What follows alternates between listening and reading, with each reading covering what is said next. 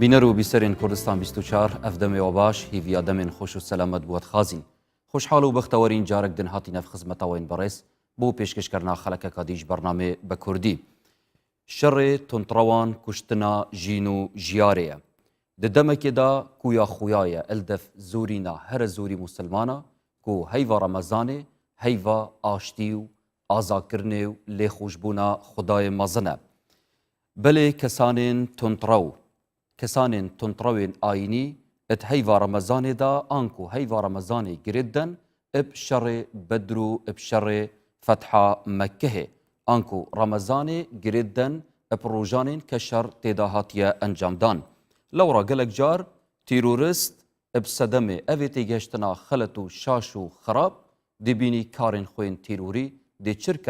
çirkin anku dê zorkin et nava evan rojane da ket peywestin ib hindek روجانên mêjoyî dîrokî ve. Lewrat nava xeleka bernamê Bekurdî da dê tîşkê exîne ser beşek el evê mijarê anku evê têgeştina şaş û xelet hember evê çendêke karên tîrorî girêdin ib hindek rojanên ke şer têda hatiye encamdan. Edgel zor berês Mamosta Abdirehman Sedîq zor bixêr wî mamosta. Mamosta me behsa wî çendê kir ke karên tîrorî hindek car têne dîtin nava civakên musilmana da yan ku civakên musilman hindek cara aştewayî dikevîte jêr metirsiyê da ji ber evê têgeştina şaş. Lewra me divêt bizanîn dê çawa kesanên terorist nasîn û çawa dê tundrewa ayînî hêta ragirtin anku ya berdewam nebîtin. Belê. Benavî Xwedê bexşîndê mîhreban. Baskirdin li Remezan goşenîgay ciyawazî heye. Belê. Wextêka êmey musilmanî asayî wa rahatûn û ڕەنگە ئەوەش ڕاستتر بێ کە دەڵێن ڕەمەزان مانگی ڕەحمەتە، ڕەمەزان مانگی دابەزینی قورئانە، ڕەمەزان سەرەتاکەی ڕەحمەتە و ناوەندی لێخۆشبوونە و ڕزگاربوونە لە ئاگری دۆزەخ و هەموو ئەمانە وەکو موسڵمانێکی ئاسایی ئێمە وا دەڵێ. بەلێ. بەڵام لەو لاشۆ پرسیارێکی دیدێتە پێشەوە دەڵێن ئەی بۆچی توندڕەوانی ئاینی تیرۆریستان بە ناوی ئاینی ئیسلامەوە دەڵێن نەخێر ڕەمەزان مانگی غەز و جیهادە. بله. دەڵێ چۆن مانگی غەز و جیهادە دەڵێ پێغەمبەر درودی خوای لەسەرەوە تا شەڕی بەدر زۆر گرنگە و لە مانگی ڕەمەزانە ڕووی داوە لە ساڵی دوی کۆچی دەڵێن ئەوە تا فەتحی مەکە لە 20 ڕەمەزانە ڕووی داوە. وەختێک کە دەچی تەماشای چۆن دەڵێ ساڵنامە و ڕۆژنامە و ئەو تەقویمە دەکەیتەوە بۆنە ئاینەکانی پێوەگرێدراوە زۆر ساڵ تەماشایەکەم مەسەلەن دەنووسن لە ڕەمەزاندا ڕوویدا یا بە عەرەبی دەڵێن حەدەثە فی ڕەمەزان. ئەمە لە ڕەمەزانە لە ڕەمەزان چی ڕووی داوە؟ یەک ئەم هەموو ڕەمەزانە ناوی جەنگەکان دەنووسن ساڵی ئەوەندەوا بوو ساڵی ئەوەندەوا بوو ئەوە بوو ئەو وەک بڵێ دەیخەنە مێشکی خەڵکەوە کە ڕەمەزان مانگی شەڕ و غەز و غەزەوات و پەلاماردانیشە. بەڵام ئەوەی چەندێ ناگەین مامۆستا کە هەیڤا ڕەمەزانێ هەیڤا لێخۆشبوون و دلوانی و ئازاکردنێ بوو موسڵمانە بەڵام بۆ غەیری موسڵمانە ممکنە شەڕیژی دگەل بکەیت. نا ئەبێ پرسیارەکە ئەوە دابنین یعنی هەر ڕۆژێک بگری وەکو چۆنە لێتیایدا هەر کەس ئەو ڕۆژانە دەدۆزێتەوە یا زەق دەکاتەوە کە مەبەستێتی. من نمونەیەک پێ دەڵێم ڕۆژوو لە ساڵی چەند فەرز بووە لە ساڵی دووی کۆچی یعنی پێغەمبەر درودی خوای لەسەر یەک ساڵ لە مەدینە بووە هیچ ساڵی دووەم ڕۆژوو فەرز بووە کەواتە ئێستا ساڵ چەندە لە هیجرەتە 1440 ئەم 1440 یەک ساڵی لێ دەرکە ئەکاتە 1439 1439 جاران ینی 1439 ساڵە ڕەمەزان هەیە 1439 ساڵە ڕەمەزان هەیە 1439 جاران فی ضرب 30 ڕۆژ ئەکاتە نزیکەی 43200 ڕۆژ. بله ئەوە چت گەهێنیت یعنی ئێمە لە ڕۆژی یەکەم ڕۆژێک کە پێغەمبەر بە ڕۆژ و تا ئێستای ئێمەش تەواوکەین ئەم مانگەش تەواوکەین بەێ 43000 و نزیکەی 43200 ڕۆژ ڕەمەزان هەیە 43200 ڕۆژی ڕەمەزان دەرەچی ئەوەندە ساڵ 43200 ڕۆژ زۆر ئەحداسی تیا ڕوویداوە. بله خێرە بەس مەسەلەن تۆ بێ شەڕەکان بنووسیتەوە لە تاریخی ئیسلامە دە تیرۆریستەکان ئەجنا چەند شتی خێر ڕوویداوە لە 43,000 ڕۆژی ڕەمەزانە، چەند کاری باش کراوە، چەند مەشاریع کراوە، چەند پێشکەوتن کراوە، چەند کتێب تەرجمە کراوە، شتی تر زۆر کراوە. جا ئەلێرەیە شەڕی ئێمە و تونندڕەوان. ئەبێ ئێمە بە دوای ئەوە بگەڕین ئایا ئەسڵ شەڕ بووە یا ئەسڵ ئاشتیە. جا ئەلێرە زۆر گرنگە ئەم پرسیارە ئەم باسە بۆ لەگەڵ ڕەمەزان پەیوەستە بێتەوە. لە ناو ڕەمەزانە تونندڕەوان و تیرۆریستان چالاکیە تیرۆریستەکانیان زیاتر دەبێ، دەڵێن خێری زیاترە، لە دە ڕۆژی ئەخیردا زیاتری شێکەن هەنجار. يعني ئەو ساتی من و تۆ قسەی تاکەین لە سینا شەڕ بووە. ئەگەر بێ خفتنی تۆ ڕوبەڕووی وان جوورە کە سەبکەی مامۆستا دەبێژنێ خودی تعالى قورآنی دەفەرمووە ولكم في رسول الله أسوة حسنة. أسوة حسنة إدبواري شر و حربێدا و هەردیسان بوارێ ئاشتی و ئازادی. باشە من وەکو کوردێک ئەوە تەماشای ئەو دوو ڕووداوی کە دەڵێن لە ڕەمەزانە گرنگە و ڕووی داوە هەردووکی ئەتوانین بکەین بە دوو ڕوودا و بە خوێندنەوەیەکی تر. ئەرێ شەڕی بەدر پێغەمبەر چووە پەلاماری خەڵکی داوە. بەدر چییە؟ ئەنکو بەرگری بووە لە ماڵی خۆی دانیشتووە لە مەدینە بووە، بێباوەڕانی عەرەبی قوڕیشی ئەعرابی هاتون داوێنە بەسەریە بەرگری لە وڵاتەکەی خۆی کردو. من و تۆ وەکو کوردێک بڵێن مانگی ڕەمەزان مانگی بەرگریکردنە لە نیشتیمانیش جوان دەرەچێ. بەس تیرۆریست ئەیباتە پەلاماردان. خۆ پێغەمبەر نەچۆ پەلاماری مەکە بدا، ئەوان هاتون پەلاماری مەدینەیاندا. خاڵێکی در پێغەمبەر دوودی خوای لەسەر لە مەکە شاری خۆیەتی دەریان کردووە. لە ساڵێکی ترا لە هەشتی کۆچی وانە لە 20 ڕەمەزان دەڕواتەوە بەبێ شەڕ دەڕواتەوە شارەکەی خۆی وانە گەڕانەوە بۆ شارەکەی خۆت ئەمە شەڕە هیچ شەڕ نییە. دووەمیشیان ئەو کە پێی دەڵێ فەتح حتى سەحابە وەکو عەبدوڵای کوڕی مەسعود وەکو بەڕای کوڕی عازب بە سەحابەکان دەڵێن ئەنتم تەعودونە فتح مەکەتە فتحە. ئەڵێ ئێوە وازانن چوونەوەی پێغەمبەر بۆ ئەوێ بەوە ئەڵێن فتح کە خوددا دەفەرمێ ئینا فتحنا لەکە فتحا مبینا.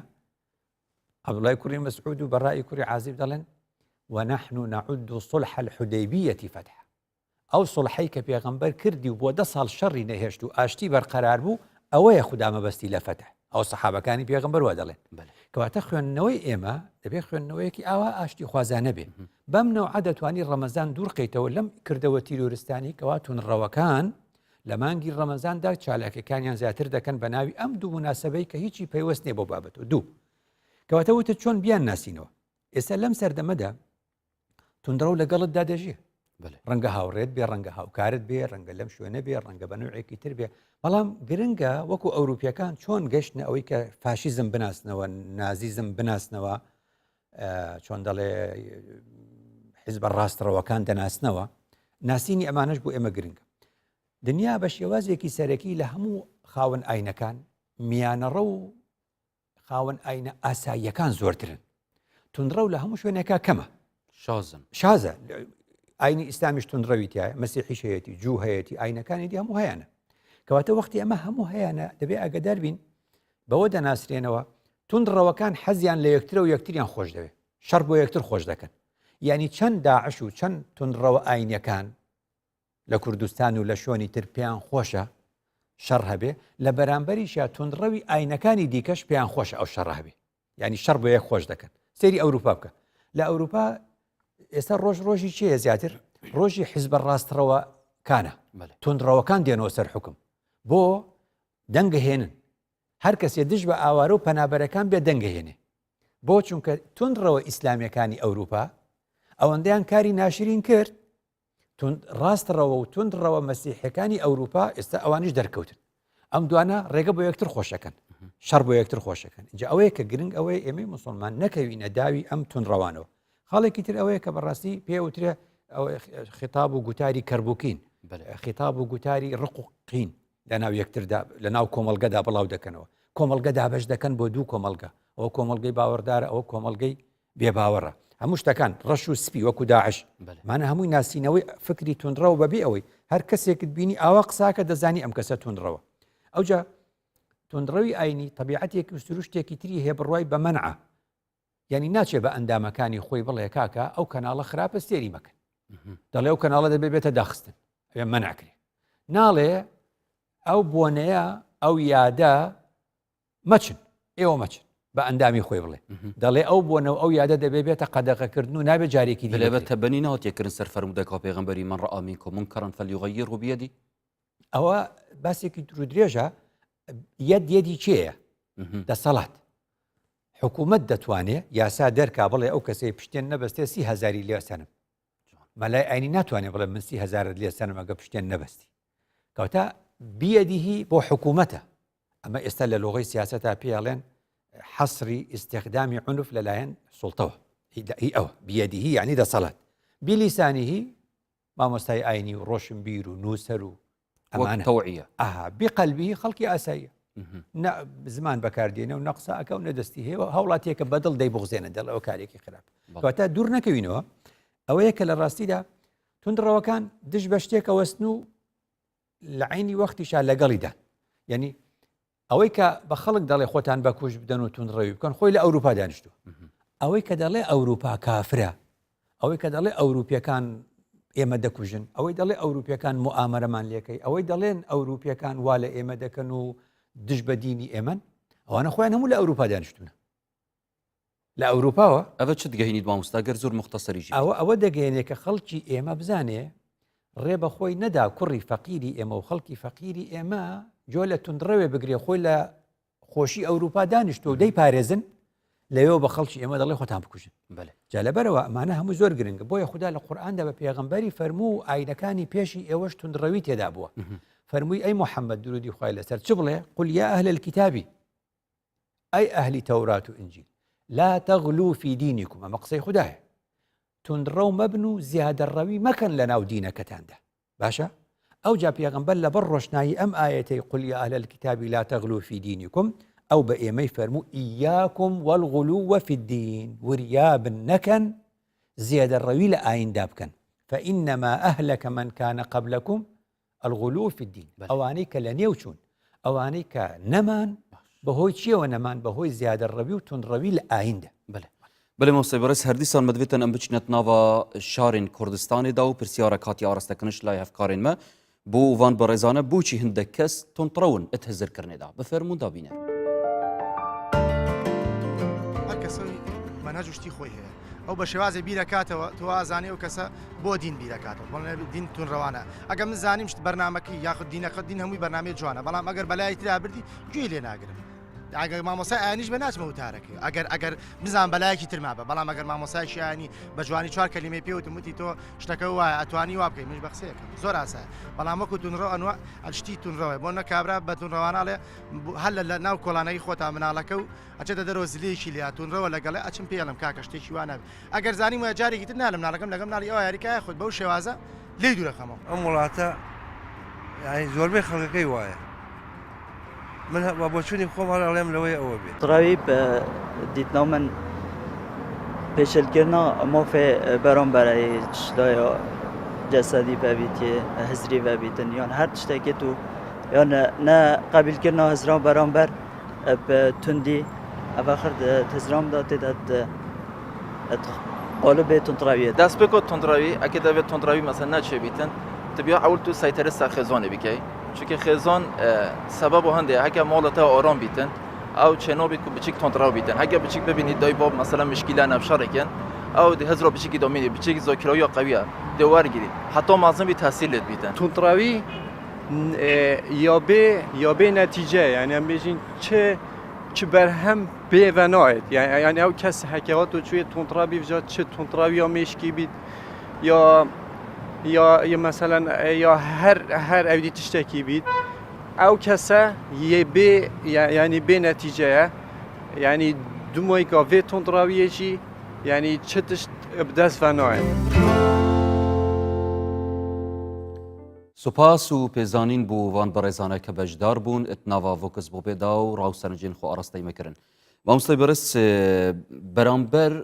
تیرورستیە کاری تیروری دەماتێتە ئەنجامدان شتێکی تر هەیە کە بێژنێ ژیان و ژیان دۆستی ئایا ژیان و ژیان دۆستی چاوە دیکاریتن کارین تیروری بەرف کێمبوونێ بەتن یانکو کەس بکەتن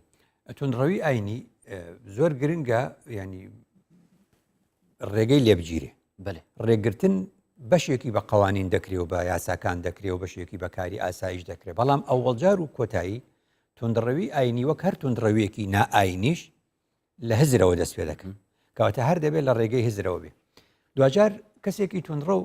کە بێزار دەبێت لە ژیان بەو مانایە لە ژیان تێنەگەیشتووە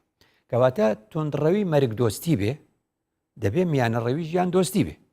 واتە ئێمە زۆر گرنگە لێرە جاخت بکەینەوە لەسەر چی لەسەر مەسلەی ژیان دۆستی مەبەستم ئەوەیە بڵێم ئەوروپا کەی توندڕەوی ئاینی تێدا نەما ئەو کاتی سێران کرد ژیان نیعمەتێکی زۆر گەورەی ژیان شتێکی خۆشە ژیان فرسەتێکە و یەکجار ئینسان دەژی ئەمەیە کە خوددا لە قورئاندا خوای فەرمێ لە قورئاندا وەکنتم ئەمواتەن فأحیاکم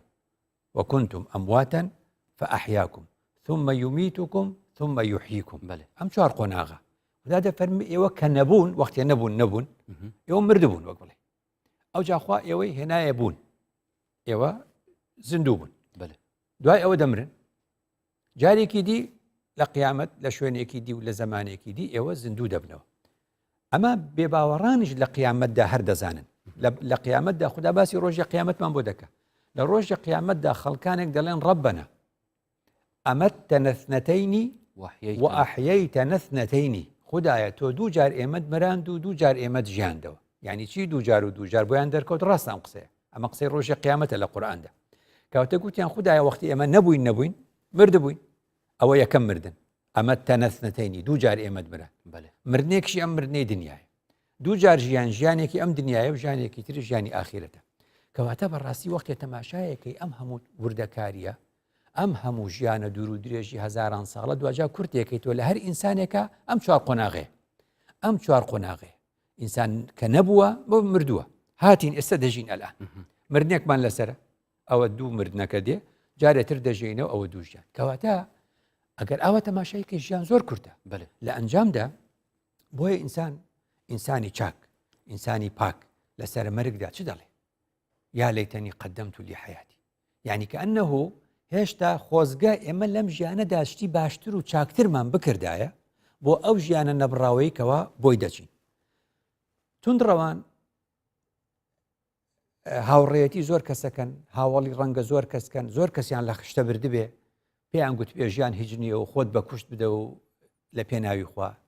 ئەم چەمکە دەبێت ڕاست کرێتەوە خوددا نەیگوتووە خۆتان لە پێناوی منە بە کوشت دەن خۆ کوشتن لە پێناوی خوا شتێکی ئاسانە بە ناوی خوددا و دەتوانی هەموو ڕۆژ بە خەڵک بڵێ خۆت بکوژە ژیان لە پێناوی خوددادا قورسترە بژی لەم دنیاە و هەڵەکان ڕاستکەیتەوە کابرا خۆی کوژێت لەگەڵ خۆشە دەیان کەسە کوژێ باش نییە ئەمە چ خێرێکی بە بەشەریەت گەیان لە کاتێکدا ئەی ئینسانی ڕاست ئەوەیە کە بمێنێ قسە بۆ خەڵک کات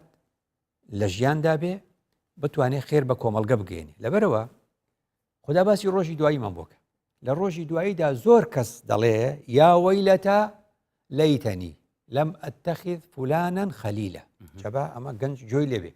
ئەمە قسەی ڕۆژی دواییە زۆر کەس لە ئینسانەکان ڕۆژی دوایی دەڵێن خوددایە قڕ بەسەری ئێمە یا وەیلەتامانی چێ بە کوردی ئاوا دێتەوە یعنی قڕ بەسەری ئێمە وەیل بۆ ئێمە ناخۆشی بۆ ئێمە خۆزگە فلانە کەسمان نەکردایە بە هاوڕێی جانی بەێ تۆنتڕە و vê ئاەتێت کەنە بەڵگە بخۆت بژنێ vێت ئەڤڕ هنگ مەبکەن هەواڵێت خۆ ئەنجا لێرە ئەمە پرسیارەکەیە کەواتە ئەبێ بزانین پێغەمبەرێکت دیوە خۆی بتەقێنێتەوە پێغەمبەرێکت دیوە خۆی بکوژێ پێغەمبەرێک بڵێ خۆی کوشتووە پێغەمبەرێک بڵێ ئەتا ینی خۆی تەقان بێتەوە بە ئوستوبی ئەم سەردەمە وانە پێغەمبەران هاتوون ژیاون خدا سزای توندی بۆ ئەو کەسانە داناوە کە چی دەکەن ويقتلون النبيين چونکە پێغەمبەران چران بێباوەڕان دەیانویستوە بیکوژێنەوە پێغەمبەران لە ذاتی خۆیان ناکوژن ئەو هەموو ماندووبوونەی کە دیویانە ئەو هەموو مجتەماعی کە هەیان بۆ ناخۆشیان لەگەڵا دیوە لەبەرەوە ژیان مەسەلەیەکی یەکجار گرنگە بۆیە خوددا جارێکی تر باسی ڕۆژی دواییمان بۆ دەکات دەڵێ باوەڕدار و بێباوەڕانش ڕۆژی دوایی ئەڵێ ئەو نوڕەدوو خوددایە بەس بمانجێڕەوە بۆ دنیا فنعمل غير الذي كنا نعمل بەڵکو کارێ بکەین جیاواز دەو کاری ئەخۆمان چاکەین خۆمان ئیستاحکەین قال رب ارجعون خدایە بەس بمانگەڕێنەوە جارێکی تر بۆ دنیا لعلی أعمل صالحا فيما تركت ئەو جا بەڵکو کردەوەیەکی ساڵح بکەین ئەو جا بۆ دەرەکەوێت توندڕەوەکان ئەمە هەمووش ڕۆژی قیامەت دەبێ وا بڵێن چونکە خۆکوشتن عملی ساڵحە خەڵک تەقانەوە عملی ساڵحە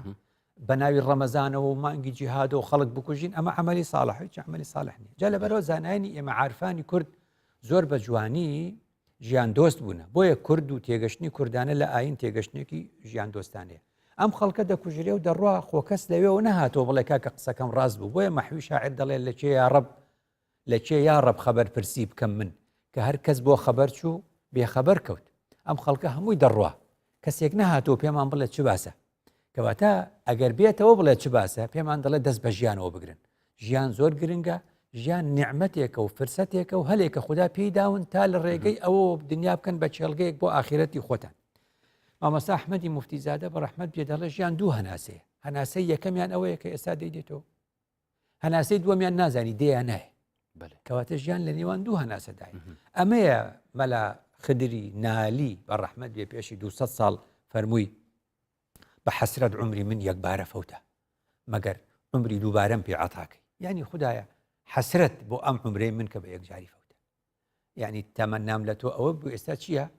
مەگەر عمری دووبارەم پێ عەتاکەی جارێکی تر عمرێکی ترم پێ عەتاکەی کەواتە گشت ئەوانەی پیرە بن بە تەمەنا ئەچن دان عەمرە بن قەدری عمر دەزانن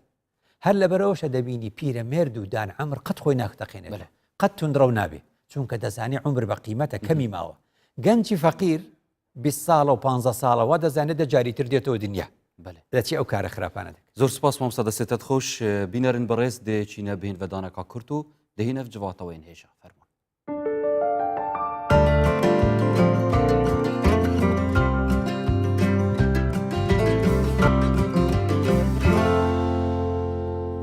بینەرن خوشتەوی دووبارە سەڵاف وەبن بەردەوامین بۆ پتر دەرەجە پێدان ئلدور تەوەری هاتیە دەستنیشانکردن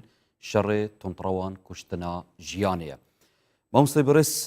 وەکە دیار ئەم نەها یەک چەرخێکێ نوێ دادژین و چەندین هەزرێن نوێژی هەنە کە ئەدوی چەرخەی دەهەنە ئایا ئەف چەرخی نی و ئەف هەزرێن نی چ کاریگەری و چ باندۆر و چ تەئسیر هەیە بۆ نەهێلانە فکرا تۆنتڕەوی زۆر بۆچی زۆر لەبەرەوەی کە ئەو سەردەمە سەردەمی مراجعاتە ئەم سەردەمی مراجعاتە زۆر گرنگە مراجعات چ تشت بەڵێ هەر کەس دەبوارەکەی خۆیدا ئێستا خەریکی مراجعاتە مەبەستم چی بوو ئەم باسمان لە تونندڕەوی ئاینیە یەکمان تونندڕەوی نائینیش بە شێوازەکانی تری زۆرە و لە هەموو ئاینەکان دابوونی هەیە تونندڕەوی ئاینی بە ناوی ئیسلامیشەوە زۆر گرنگە ئەو کەسەی ئەمڕۆ تونندڕەوە بیرکاتەوە یعنی بڕوانێتە کەسە تونندڕەوەکانی ڕابردوو هەمویان ئەوەی کە لە ژیاندا مابێ وازی لە تونندڕەوی هێناوە یعنی ئەو هەموو هەزار بە هەزاری داعش دێنە گرتن ئێستا لە شاموانە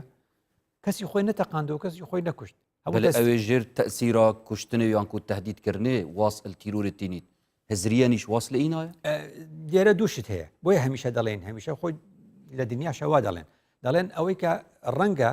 بە شێوازێکی کاتی یەکێ بێتە گرتن واز دە فکری تیرۆر بێنێ بەڵام ئەگە بتوێ بە هەمیشەیی تۆوەکەی لە مێشکان نێمێنێ دەبێت لەسەر هزر کار بکەیت من مەبەستم ئەوەیە بڵێم تونندڕەوەکانی ئێستا سێری ئەزمموی تونندڕەوەکانی ڕابردوو بکەن ئەگەر تونندڕەوی کردووە ئەوەی بەمی گوت خۆت تەقێنەوە ئەو بۆ خۆی وادانیشتووە خۆی تەستیمی هەسەدە ئەوانە کرد وانە ئەوەی کە تونندڕەوی کرد و فلان بوو کچەکەی خۆی و کوڕەکەی خۆی وا لە ئەمریکا ئەخوێنێ بۆ خۆی دیراساتی عولیا ئەخوێنێ کوڕی ئوسامە و کچی ئوسامە بن لادن و ئەمانە بۆ خۆیانم لە ئەمریکان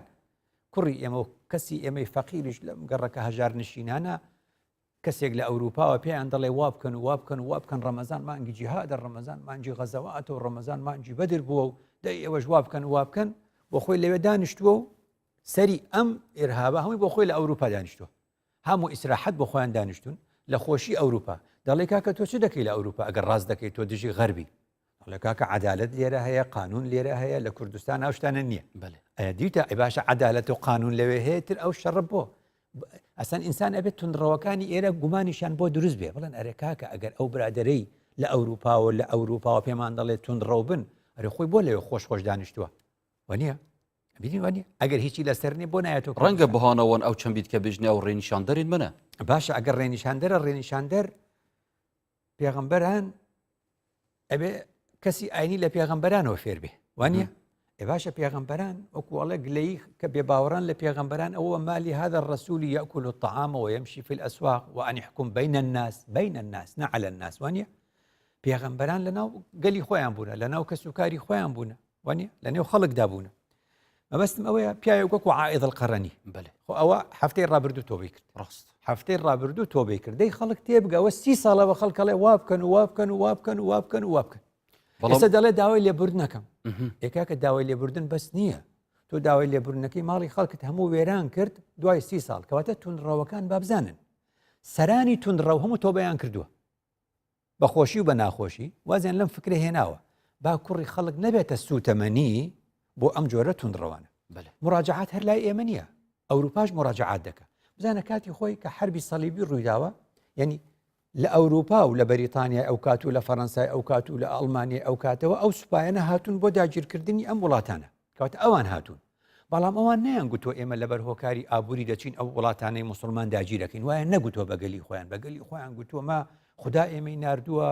مەسیح ئێمەی ناردووە ئەو هەڵیان خەڵەتاندون بەو فێڵە ئێستا من و تۆ قسەی تاکەین لەم کاتە پێشی هەفتەیەک ئۆپرایەک ئۆپەرێتێک لە بۆن لە شاری ئەڵمانیا لە ئەڵمانیا عفۆن لە وڵاتی ئەڵمانیا لە شاری بۆن پێشکەش کرا ئەو مۆسیقارە ڤێردی ئەو ئۆپرایی تەقدیم کرد لە ئۆپراکەیە دەڵێ لێرەدا ئەمەوێ شتێکی تر بڵێم ئەمەوێ بڵێم ئەو سەدەی 12 و 13 کە ئێمە کڵێسای سەدەی ناوەڕاست ئێمەیان تێگەیاندوو بوو لە پێناوی خوا ئێمە چوینە شەڕمان کردو لەگەڵ مسلمان ئەوروپیەکان وایان دەگوت ڤێردی دەڵێ ئەمە درۆ بوو وان نییە ئێمە دەبێ وجهی نەزەری ئەو لاش بخوێنەوە دەڵێن باشە تۆ چۆن ڕئیت گۆڕی دەڵێ من چوم الکامل لابن الأثيرم خوێندەوە ابن الأثيری مێژوونووسی کورد دەڵێ ئەو لەو سەردەمای سەلاح الدین بۆ هەمووی نووسیوەتەوە دەڵێ وەختی ئەوم خوێندەوە بۆم دەرکەوت ڕاستیەکە هەمووی لە لای ئێمە نییە لە ئەوروپا ئێمە گوتومانە مسلمانان کافر بوونەوە ئێمە چوینە وڵاتی ئەوان و ئەوان دش بە ئێمە بوونە یعنی ئەوروپاش ئەبینی ڕێی خۆی دەگۆڕێ شتێکی دیکە هەر لەو مراجعاتانی کە لە ئەڵمانیا کراوە لە ماوەی ڕابردوودا دەڵێ ئەمەی کە مسلمان و جوو دش بە یەک بن دەڵێ لە ئەوروپا و ئێمە تێکەڵی عالەمی ئیسلامیمان کرد لە عالەمی ئیسلامی مسلمان و جوو دش بە یەک نەبوونە کوشتنی یەکتریان بە حەڵال نەزانیوە ئەمە لە ئەوروپا واباوی بوو فکرەکە لە لای ئێمە و جارێکی ترچۆتەوە لای ئەوان مەبەستم چی بوو مەبەستم ئەوەیە لە ئەوروپاش مراجعی خۆیان دەکەن کەواتە مسلمانیش ئێستا مراجعی خۆی دەکە بڕوانە تۆ ئێستا سێرکە یەکێک دەڵێ نەخێر ئەوانە شەڕی ئێماکەن چونکە دژی دینی ئێمن ئەم مەسئلەی دش بە دینی ئێمە و ئەوانە لە هەندێک شوێن ڕاستە و لە هەندێک شوێن هەڵێ چۆن دەڵێن ئەوروپیەکان تقریبا دش بە عەرەب و دش بە تورکن زۆر جار چونکە تورک و عەرەب بە ئیسلام هێرشیان کرۆتە سەر وڵاتانی دیکە و ئەوروپا سەردەمزانە عەرەب بۆ خۆی لە جەزیرەی عەرەبی بووە ئەو فتوحاتە هەمووی لە سەردەمی ئومەویەکان بووە عەباسیەکان دوای ڕایان گرتووە ئەگە دوور نەچمە ناو مێژوو بەو شێوازە یعنی زۆری ئەو سەردەمە بووە جارێکی تر عوسمانیەکان هاتوون بەرەو نەمسا ڕۆشتون و بەرەو ئەوروپا هەڵکشاون جارێکی دیکە کەواتە چێ لە وڵاتی خۆی بە ئیسلام شەڕی کردو چۆتە وڵاتەکانی دیکە عەرەب کردوێتی تورکیش کردوێتی کورد نەیکردووە کەواتە لەگەڵ کووردا هیچ کات شەڕی دین نییە هابینی قەت ئەوروپیەکان لەگەڵ ئێمە شەڕی دین ناکەن بۆیە کاتێک کە تۆ کتێبی عەرەبی دەخوێنیتەوە کتێبە عەرەبیەکان ڕاست دەکەن شەڕێکی دینی هەیە لە نێوان ئەوروپا و عەرەب شەڕێکی دینیش هەیە لە نێوان ئەوروپا و تورکەکان چونکە ئەو دووە دینیان بەکار هێناوە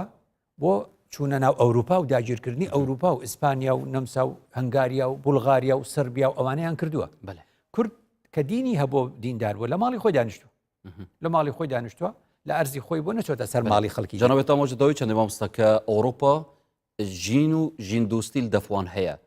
هەندێک ڕەخنەگر بۆوێ چەندێت زەڤڕین دەبێت بێژنێ ئەوروپا دەمێکێدا بەرف ژین و ژین دۆستیە چوو دەمەواز الدینی ئینای ئایا ئەوە ڕاستە دەمێک وازیان نەهێنا دەمێک تێگەشتنیان گۆڕی بۆ دین کاتێک کە تێگەشتنیان خراپ بۆ چیان گوت لە 1453 عوسمانیەکان ئەوتە تورکە عوسمانیەکان کە پەلاماری شوراکانی نەمسایاندا مەسیحیەکان گوتیان ئێمە بۆ لاوازین کاتێک لە 1492 پشتی 40 ساڵ لە 1453 بۆ 1492 ئەوان هاتنەوە ئیسپانی خۆیانیان گرتەوە جارێکی تر فەڕەنسیەکان و ئەوروپیەکان هاتنەوە ئیسپانیا ئەو کات گوتیان چی پیا بوو فکرەی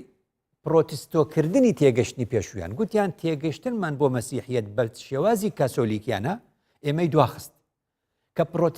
پرۆتستۆیان کرد ئیدانەیان کرد لە لای خۆی مراجعاتیان کرد کالڤن و مارتن لۆتەر کە مراجعیان کرد مەزهەبێکی تر هاتە نێو مەسیحی پێوترە پرۆتستانت لە پرۆتستۆ هاتووە یانی کەواتە ئەوروپا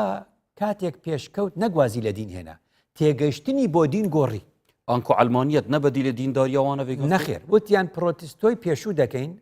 پرۆتستانت یعنی چی گوتیان گەشتە فکرەکەی ئادەم سمیث و ئەوانە گوتیان کار کردەوە ئیشکردن کار عیبادەتە کە ڕاستەکە کرد عیبادەتە کەواتە شێوازی مانەوە لە کڵێسا و خۆ دوورکردنەوە و جیاکردنەوەی دین لە ژیان مای دواکەوتنیان بوو وەختێ دین هاتەوە نێو ژیان بە تێگەیشتنێکی دیکە ها ئەوەیە کە دەڵێن بەێ تێگەشتێکی دیکە کەواتە تێگەشتنی تونڕەوانە بۆ ئاین تێگەشتێکی دواکەوتوانێ کە تۆ تێگەشتێکی سەردەمیانەی خۆت دەبێ بۆ دین ڕێگر نابێ کەواتە بۆیە گوتم ینی یەک دەق هەیە لە بینی تونڕەوێک و میانە ڕەوێکە ئەو خراپ تێدەگا و باشتی دەگە کەواتە دوجار ئەمە زۆر گرنگە خاڵی کۆتاییم لەم بابەتە ئەوەیە من و تۆش کە مێژوو دەخوێنینەوە مێژووی مسلمان ئەگەر وریان نەبین ئەو مێژوە تونڕەومان دەکە ئەو مێژووی بۆ ئیسلام نووسراوەتەوە مێژووی شەڕەکانی ئیسلام نووسراوەتەوە و ڕاستیژی دەوان نەکردی باشە تاریخ الخلفاء ئیمامی سووتی بۆ نمونە ئەمە تاریخی ناو قەسرە وەختێ دەیخوێنیتەوە هەمووی موئامراتە ئەو ئەوی کوشت ئەو ئەوی کوشت ئەو زەر دەرمان خوارد ئەو ئەی ئەم هەموو ساڵە ئاخر 700 ساڵی سەردەمی عەباسی لەم هەموو پێشکەوتنە زانستیە 700 ساڵ ونە ئەزانی ونە پێغەمبەر درودی خوای لەسەر 10 ساڵ لە مەدینە بوو 10 ساڵی مەدینە وەڵا شەڕی بەدر بوو شەڕی ئوحد بوو شەڕی ئەحزاب بوو شەڕی تەبوک بوو وایە باشە خۆم شەڕانەیەکی ساڵی نەخایەندووە هەمووی ڕۆژێک و دوو ڕۆژ بووە 10 ساڵ لەسەر 365 ئیدارەی پێغەمبەر درودی خوای لەسەر ڕۆژانە چۆن لە مەدینە بووە چۆن حکمی کردووە چۆن لەگەڵ خەڵک ژیاوە یومیاتێکی زۆر زۆرە ها ئێ باشە مامۆستاگەر ئەف سیرت هاتینە نوویسین لە سەردەمی ئەمەویە و عەباسیە ئەگەر جێ پشت ڕاستی نەبن ئایم ڕەوشتن پێغەمبەریش چ وەربگرین ئەلێرە زۆر گرنگە بۆیە خدای گەورە لە قورئاندا هەموو ڕەوشتە جوانەکانی پێغەمبەری پێگوتوین لەگەڵ ئەوانشکەوە لە سنەتی صحیح هاتوو هەر ڕاستە بەس مەبەستم چی بوو مەبەستم ئەوەیە کە تاریخی سیرە نووسراوەتەوە حروب نووسراوەتەوە تاریخی حروب نووسراوەتەوە عەمدەنجی ئەو چەندێکی نازانم بۆچی تاریخی سلم نەنووسراوەتەوە ئێستا موسڵمانێک لەگەڵ زۆر جار لەگەڵ ناموسڵمانێکە باسی پێکەوژیانی بۆ دەکەی نازانێت چی بکە باشە 13 ساڵ هەر ساڵێک 365 ڕۆژە وانە پێغەمبەر لە مەکە بووە وایە ئەزانی هەر ئەوێ یومیاتی ڕۆژ بە ڕۆژی پێغەمبەر چۆن بوون مسلمان لە مەکە لەگەڵ ئەم قڕیشانە و دەسەڵات لە لای ئەمان نەبووە چۆن ژیاون بەڵێت بێژنوی وەختی مسلمان زەعیف بوون و لاواز بوون نەکاری چ بکەن نەمەبەستم یعنی جیرانەتیان چۆن بووە جیرانێک لەگەڵ جیرانەکە چۆن بووە هەڵسو کەوتیان چۆن بووە سەلامکردنیان لە یەکتر چۆن بووە ئەزانی ئەوانە نەنووسراوەتەوە ئێدە من ئەڵم بیدۆزنەوە ئەو سەردەمە زۆرەی کە سەردەمی ئاشتیە وانە بیدۆزەرەوە گە سەردەمەکە بدۆزی دۆ بەس سەردەمی ئەوەیە ئەوە بوو دوای ئەوە بوو دوای چوونە حەبەشە دوای گەڕان و دوای هیجرەتیان کرد دوای ڕۆشتن ئەمە کەمە بە من دەڵێن هەیە دەڵێن بیدۆزنەوە بیڵێن 13 ڕۆژ پی 365 ڕۆژ وردەکاری زۆر تێدایە ئێستا لە کوردستانیشە ئەگە یەکێ بنووسێ لە ساڵی 92 پەرلەمانمان هەڵبژارد هەتا 2005 ئێمە لە شەڕی هەتا 2005 هەڵبژاردنمان نەکردووە 92 1992 کوردستان تا 2005 اینجا انتخابمان کرد یعنی 13 ساڵ ئێمە لەسەر یەک پەرلەمان چوین لەو ناوەندەدا 2 ساڵ ڕۆی لە 94 شەڕی ناوخۆ بوو درێژەی کێشا تا 2001 و ئەو کاتانە باش نیە 98 و 2001 و 2003 ڕژیان ڕوخا ئەگەر یەکێک تەماشاکە ئێمە خۆمان لەمە ژیاوین یەکێکی ئەم سەردەمە دەڵێ ئێوە لە 92 تا 2003 ئێوە هەر لە شەڕی ناوخۆدا ژیاون تاریخی شەڕی ناوخۆمان بۆ بنووسێتەوە وڵێ ئاوا بوو ئێوە نەبوو ڕۆژانی شەڕی ناوخۆش هەموو ڕۆژ هەر شەڕ نەبوو چەند ڕۆژێک شەڕ ڕووی دەدا ئیتر حکوومەت هەبوو دەسەڵات هەبوو خەڵک موچەی وەردەگرت خەڵک دەچوو بۆ دەوام تەلەڤیزیۆن هەبوو کەناڵ هەبوو بەرنامە هەبوو چۆن دەڵێ کۆمیدیا هەبوو دراما هەبوو ئەم ڕۆژانە زۆر بوون هەبوون اینجا خەڵک ئەگەر ئەوە لەبینێ وازانێ ئەو فترێ هەر شەڕی ناوخۆ بووە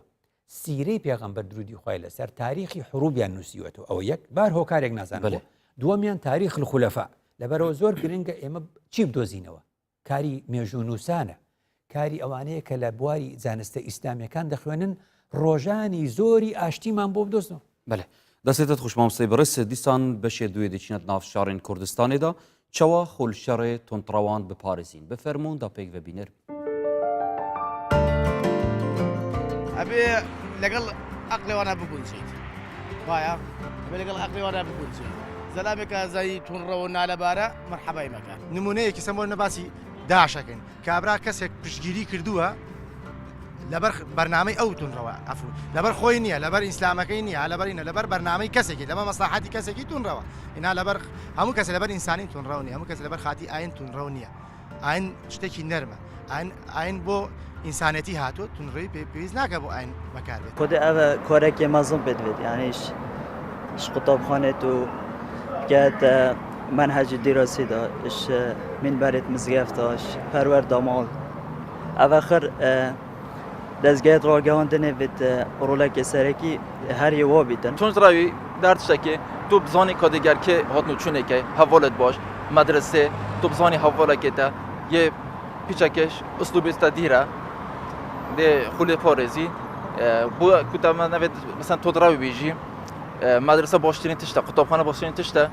کو بچگی تربیت کردن کو تونتراوی نمینید گرنگ سر تا که هر کسی که کرد آن که هر کسی که خوب بینتن بر پرستش وی ملتی آنج وی کمالگی هید بینتن اف هزار تونتراوی نهیتن بگیرش کارت که نمال بگیره یا مدرسه بگیره یا زان کوی بگیره رول مالا ممسیت آینی گله بیت یا برچاو بیتن رول سوشال میدیا بیت گله که برچاو یا اکتیو بیتن بونه هلنا تونتراویه بینرو بیسرین کردستان 24 زور سپاس بو وان برزانه که بجدار بون اتناوا وان بوکس بو پاندا هر ساخو سلامت بن سپاس بو خوین رزدار ما مستم بحثا وی جوی کرک ها جوی تیرورستو اوید جیان نویتو جیان الخلقه که تیکدن نهامد ویتن بزانین ام چه بکین داگو بگین جیان که آرام آنکو دور بین الهزرین تیرورستی اتناوا جواکین خدا دەڵێن ڕێخستنی ململانەکانی نێو کۆمەلگا بە شێوازێکی سەرەکی چەندین پێکاتێک تایە چەندین بیر و بۆچوونی تایە ئەم بیر و بۆچوونانە هەموو ڕۆژێ بەریەک دەکەون ئەوروپا لە توندڕەوی ئاینی کە 1000 ساڵی خایاندووە لە ئەوروپا لە سەدەی 4 زاینی هەتا نزیکی 5 زاینی تا 15 زاینی هەتا ڕنێسانس 1000 ساڵ دەست سەدە لە توندڕەوی ئاینیە ژیاوە بۆیە دەزانن دەستیان بە چه ئاگرێکا چووە بۆیە ئێستاکە لە توندڕەوی دەترسن بۆیە خۆیان دژ بە توندڕەوەکانی خۆیان دەوەستنەوە ئەوروپا دژ بە توندڕەوی خۆیان دەوەستنەوە دەڵێن دەنگ بەم توندڕەوانە نەدەن و توندڕەوانە بیان شەڕی توندڕەویمان بۆ دروست دەکەن ئەبینی لەبەرەوە ئەوروپا ئەوەی دیوە وڵاتی ئێمە بەداخەوە بەس داعشی دی بەڵام دەبێ بزانێت لە نێو کۆمەڵگەدا ماک تۆ هزری توندڕەوی بوونی هەیە ئەبێ ئەم ململانەیە ڕێکخین چۆن ڕێکیخین یعنی ڕێیەکی توندڕە و دێ مەسەلەن ڕێی لەسەر فڵانەشت وایە بۆ نەیەک لە هەرێمدا هەیە بۆ نەیەک لە کوردستاندا هەیە کۆمەڵێک کەس دەنگێکی بەرز کەمینەیەک بە دەنگێکی بڵند دەڵێن ئەوە نابێ وابێ و نابێ وابێ و نابێ وابێ ئێمە ئاوهاین و کۆمەڵگە ئێمە قەدوان نەبووە دەڵێن تۆ چی بە ناوی کۆمەڵگە قسە دەکەی کۆمەڵگە تۆی تەفویز کرد کۆمەڵگە تۆی سەرپشت کرد نوێنەریبی نەخێر کەواتە مافی ئەوە نییە کەواتە لە وڵاتی ئێمە لە کوردەواری هەموو کەس بە ناوی کۆمەڵگەوە قساکە دەڵێ ئێمە و ئێمە و ئێمە کەم کەس دەڵێ من تۆ بڵێ من وا دەڵێم مەڵێ ئێمە ئێوە چێن ئێوە خۆ سەر بنەوەی چەندێت بێژیتن کە ئەو کۆمەڵگەل سەر بنەمای عەقیدەوەی هزرد کرد زۆر جوانە کەواتە ئەگەر وابێ ئەو کەسەی کە توندڕەوەکەیە ینی جارێ هەر نەچۆتە ئینتیخاباتەوە توندڕە و لە کوردستانە بنو نەچۆتە ئینتیخاب تا بزانە چەند دێنێ بەڵێ ئەگەرێکی توندڕەویش بێ و چوو بێتە ئینتیخاباتەوە ئەو ڕێژەی نەهێناوە کە بڵێ من نوێنەری هەموو کۆمەڵگەم وایە ئەو ڕێژەی نەهێناوە کە من بڵێ نوێنەری هەموو کەواتە هەر کەس چۆ نێو ئینتیخاباتەوە ئەمە یەکێکە لە ئەوروپا بۆیە ئینتیخاباتی داهێنا بۆ ئەوەی هەر کەس بەقەدر ڕێژەکەی خۆی قسە بکە هەر کەس بەقەد ئەو ڕێژەیە قسە بکە کە هێناوێتی وایە کۆمەڵگا زۆرینەی موسڵمانە بەس ئەم زۆرینە موسڵمانە چۆن دابەش بووە دەنگەکانی چۆن دابەش بووە بەو شێوە دابەش بووە کە دەیبینی 4 ساڵ جارێ کەواتە کەس خۆی نەکا بە خاوەنی تەواوی کۆمەڵگە کەس خۆی نەکا بە خاوەنی هەموو ئاینی کۆمەڵگە چونکە ئەگەر ڕاستە من خاوەنی هەموو ئاینی کۆمەڵگە بووم دەوایە من لە 95ەکەم بێنای ئەی بۆ نەمهێنە کەواتە کۆمەڵگە من بە نوێنەری خۆی ناسانی ئەلێرە ئەمە مەسەلەیە کەواتە حەکەمێکمان پێویستە ئەوە جاری یەکەم چی بوو بریتە لە مەسئلەی هەڵبژاردنەکان ململانەکانی نێو کۆمەڵگە ڕێک دەخن هەتا 4 ساڵی تر ئەوە قسەی تۆیە بەو حەجمە ئەبێ قسە بکەی کە هێناوت ئەمە یەک دوو شتێکەیە پێی دەڵێن ئیستیفتا بۆ نمونەیەکێک دەڵێ با ئیعدام بگەڕێتەوە ئەمە قسەیەکە یەکێتر لێ نەخێر با ئیعدام نەبێ ئەمە زۆر گرنگە ئێمە لە 4 ساڵ جارێکە بەس ئینتیخابات نەکەین بۆ ئەوەی ئەم ململانەی نێو کۆمەڵگەش ڕاستکەینەوە کە زۆر جار شتی وا دێتە پێشەوە هەندێک کەس دەڵێ با فڵانە شت وابێ با فڵانە شت وابێ وایە ئەمە من و تۆ ئەم ساتی قسەی تیاکەین لەم ڕۆژەیە 2 ڕۆژ پێشی ئێستا سویسرا ئیستیفتای کرد سویسرا یەکێک لە وڵاتانی زوو ئیستیفتا دەکە هەر شتێک دێتە پێشی دەڵێن ئاڵاکەمان بگۆڕین نایداتە پەرلەمان دیداتە ئیسیفتە دیداتە ڕێفراندۆم زۆر گرنگە هەر 4 ساڵ جارێک بۆ زۆر شتی تریش هەبێ ئەمریکەکان ئەوروپیەکان لە پاڵ ئەوەی بۆ ئەوەی دوجار کەس قسەنەکە زۆر جارڵێ کۆمەلگە وا دەڵێ زۆر کەس دەڵێ حکمی ئەدەم با بگەڕێتەوە بەس ئێمە دەبێت سێریکی با بیدەینە ڕاپرسی بە خەڵک لەگەڵ بۆنەیەک لە بۆنەکانی هەڵبژاردن ئەو پرسیارەش لە خەڵک بکەین زانین سەتا چەندی کۆمەلگە وا دەڵێت چەندی گوت بە قسەی دەکەین هەتا 4 ساڵی تر بە قسەی دەکەین کەواتە بۆ ئەوەی ململانیەکانی هزری نێو کۆمەلگە ڕاستکەینەوە دەبێت دوشتمان لە پێش یەکیان هەڵبژاردنەکانە دووەمیان ڕێفراندۆمە بۆ ئەم بابەتە فکریانە بۆ ئەم بابەتە هزریانە خاڵی دووەمیان مەسلەیەکێ پێی دەڵێن ئیدعای عام تۆ دەڵێ فستیڤالی ڕەنگەکانم بەدڵ نییە باشە ئەوی تر دەڵێ بەدڵمە ئایا ئەم فستیڤالە من ناچم لەبەرەوەی پێم وایە هیچ ئیزافەیەک بۆ من ناکە بەڵام لە عینی کاتا من لە خەڵکی مەنع ناکەم خۆم ناچم بەڵام لە خەڵکی مەنع ناکەم ئەوی دی خۆی ناچێ لە خەڵکی دیکەشی مەنعەکە چه دوجار ئەبێ بڕیار بدا لە جیاتی کۆمەلگا بێتە وەڵام لە دادگا سکاڵایەک تۆمار بکە لە بری کۆمەلگا شتێکێ پێڵەن ئیدعای عام بە کوردی پێڵەن داواکاری گشتی لە هەندێک وڵاتی تر پێڵێن نیابە عامە یعنی بۆ نیابە عامەیە نوێنەرایەتی و جێگری و بریکاری کۆمەلگەیە کەواتە کەس نەڵێ ئەو شتە با بزانین ئێمە بێ چی بکەین بۆ ئەوەی کە حەکەمێکی چاکمان دەستکەوێ بێ داواکاری گشتی ببوژێتەوە سربەخۆ بێ جایکەیتەوە لە وەزارەتی عەدل وڵاتانی دیکە داواکاری گشتی لە بری کۆمەلگە دێتە وەڵام کەواتە بۆ ئەوەی هەر کەسێ لە جێی خۆیەوە نەڵێ ئەو شتە وایە ئەو شتە وایە شتمان زۆرە دیاردەمان زۆرە لە نێو کۆمەلگا هەر کەس لە جێی خۆیەوە دەڵێ کۆمەلگەی ئێمە ئەو شتەی قبوڵ نییە ئەوە کەلتوری ڕەسەنی ئێمە نییە ئەوە فڵانشتی ئێمە نییە ئەمە هەمووی ڕاستە کەی ڕاستە یەکەم ئیسیفتامان بۆ کردبێ پێشی ئەوەش داواکاری گشتی لە سەری بێتە وەڵام بۆیە داواکاری گشتی چالاکردنی و کاراکردنی زۆر گرنگە لە کۆمەلگەدا یەک خاڵی تر زۆر مەسئلەی پەروەردە زۆر گرنگە لە بواری پەروەردەیی ئێمە ئیکتیفا نەکەین بە پەروەردەی ئاینی بەتەنیا ئەبێ بچینە سەر ئاین ناسی بۆ ئەوەی ئاینەکانی دیکەش بناسین کە ئاینەکانی دیکەمان ناسی بەهۆی ناسینەکەەوە ئەو کات بۆمان دەرەکەوێ ئەمە ئەوە نییەکەوە کردوانە بە دێوێکی ڕەش لە بەرچاوی ئێمە ئاینەکانی تریان لە بەرچاومان ناشرین کردووە کاتی ئاینی ناسی ئاینداران ئاینی یەکتریان ناسی ئەو کاتە پەیوەندی دۆستایەتی و پێکەوەژیان جوانتر باش دەسێدەت خوش مامۆستای بەڕێز بینەرەوە بیسەرین کوردستان 24 ویدەمەی وی ئاوای دەهینە دومەهەیە وێ خەلەکێ و زۆر سپاس بۆین بەڕێز کە بەشدار بوون ئەدبینەریەدا و هەروەسا سپاس بۆ بەشداربوویان و سپاس بۆ هەفکارێن بەڕێژی کە دگەلمەتماندی بوون تا دومایە خەلەکێ و ببینیم خێر و شاد ڕۆژانێن مەهەمی ئاشتی و خۆشی و ئازادی بن